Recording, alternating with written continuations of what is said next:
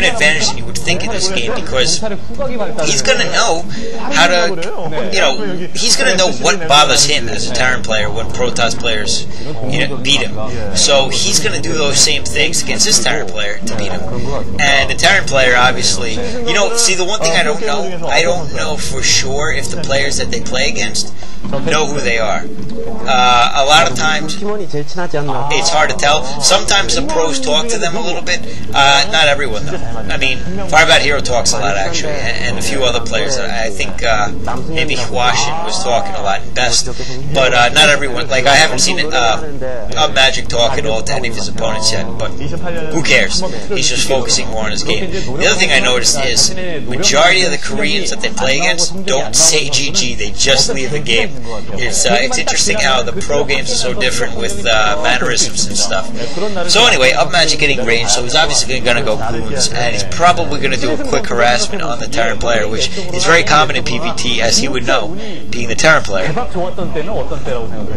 Excuse me. So he's going to send that first goon up, and he's going to start doing some damage. Now, again, he's got that goon hotkeyed, he's got his gateway hotkeyed, he's got his nexus hotkeyed, and he may even have things like his cybernetics core hotkeyed. Actually, I don't see it. And you can see him cycling through the goon and the nexus, and the goon and the gateway, and the nexus and the gateway, and that's him just checking on the progress constantly of what's going on. And he's going to try to take that scout out, and that scout actually is a good delay to stop someone from harassing you early on.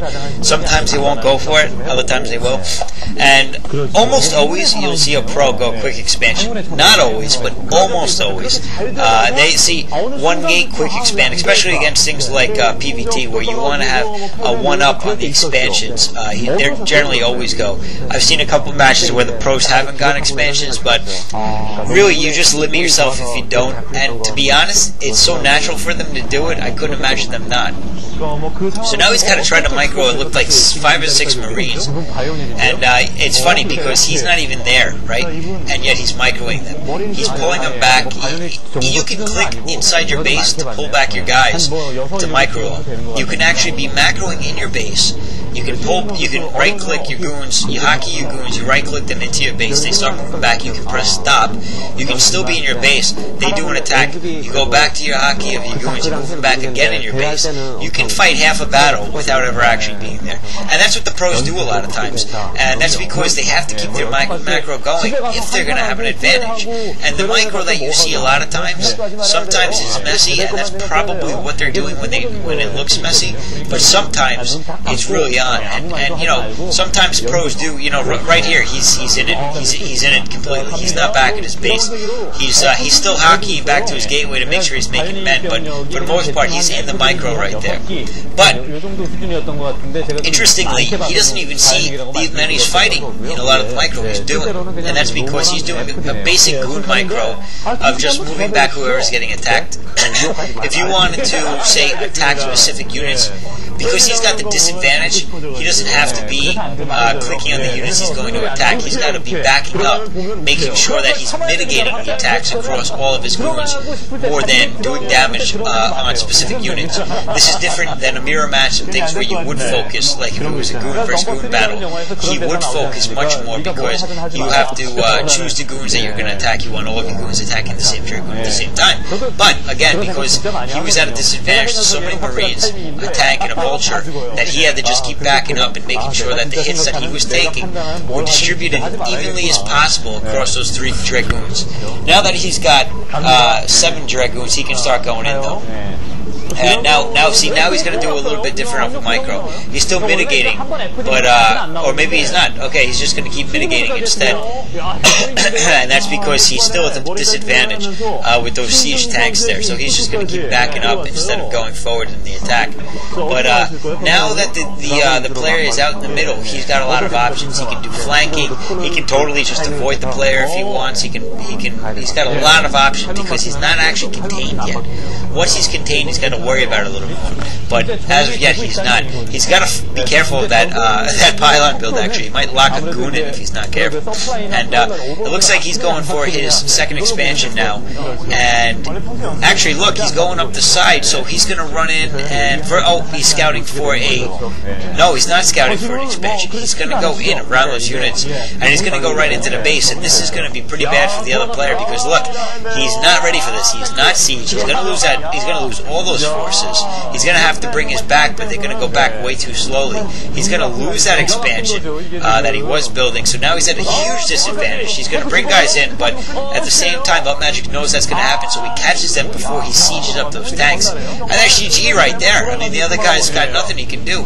He's going to lose everything. I mean, UpMagic is just taking out the... Ooh, he just took a big hit to those goons with that spider mine, but he's taking out so many forces that the other player's got no real method of getting back in the game.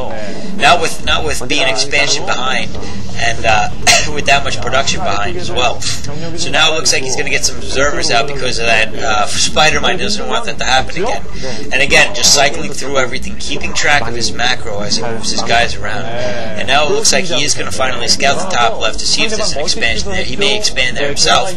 Do you see a lot more ballsy moves from pros than you do versus regular players? Well, that's not always, but again, he knows that he's got the other player contained, or the other player's not going to be coming out anytime soon.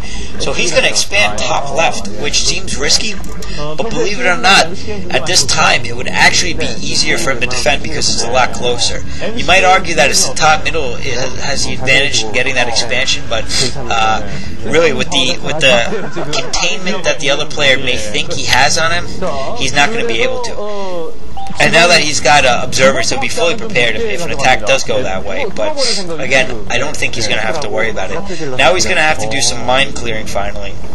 And that is a big thing. You got to make sure that you get observers in a PVT match. If you don't, you're going to lose so many units to mines. It's just absurd. And mines are a great way to slow someone down. But you know, they don't win a game. And as soon as you get observers out, a lot of their edge goes away. But they're still very effective in delaying and things like that.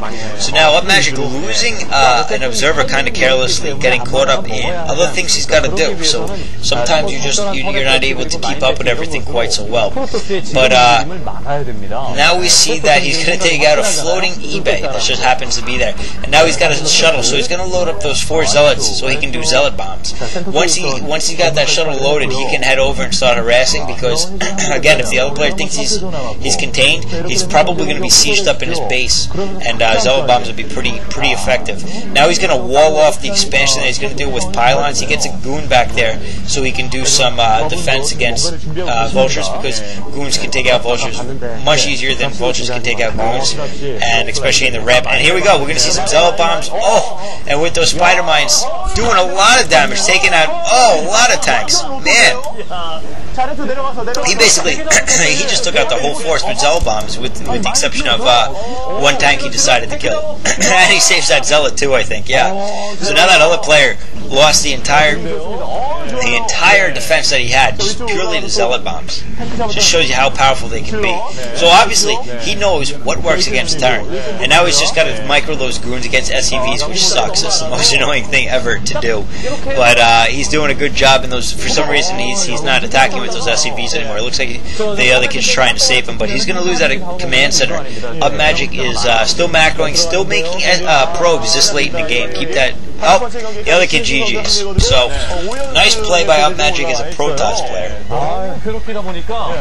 Excuse me, I'm still trying to get over this damn cold. I've had it for like 11 days. So, I think that covers everything that I wanted to go into about the history of Battle.net attack. I don't know how long they've been doing this. I think this is new this year. Maybe since January or November or December or something like that they started.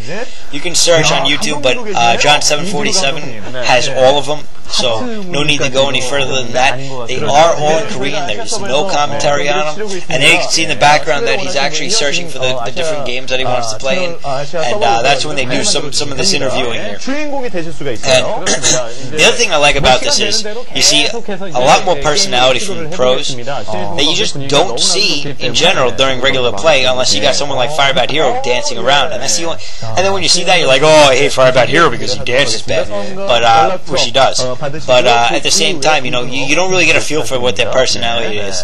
And don't get me wrong, Firebat Hero is an arrogant bastard, but I love it. I'm arrogant myself, I guess, so maybe that's why I like it. Hopefully not too arrogant. But yeah, so now he's just looking for another game, and he's going to join whatever he wants. He's I don't know if he does. He may be checking stats on the kids to see if they're newbie or not, because even though it's Korea, you can still find newbies, that's for sure. But you can also find really good players, and again, pros have lost. I've seen maybe 3 or 4 matches now where the pros have lost. I don't know if I've ever seen them lose when playing their own race, but definitely when playing other races. I've seen a few of them, and there's not much you can do about it. I mean, you know, pro or not, you don't win every game. So even if they have a 10-1 record, which is ridiculous, they don't win every game. And I don't, you know, it's funny, sometimes you'll see like people's friends list, some of the pros' friends list, like some of their friends coming on and off, and I'll always be thinking like, I wonder if their friend knows that the kid's on BattleNet Attack right now. I'd be messaging him like, I don't know,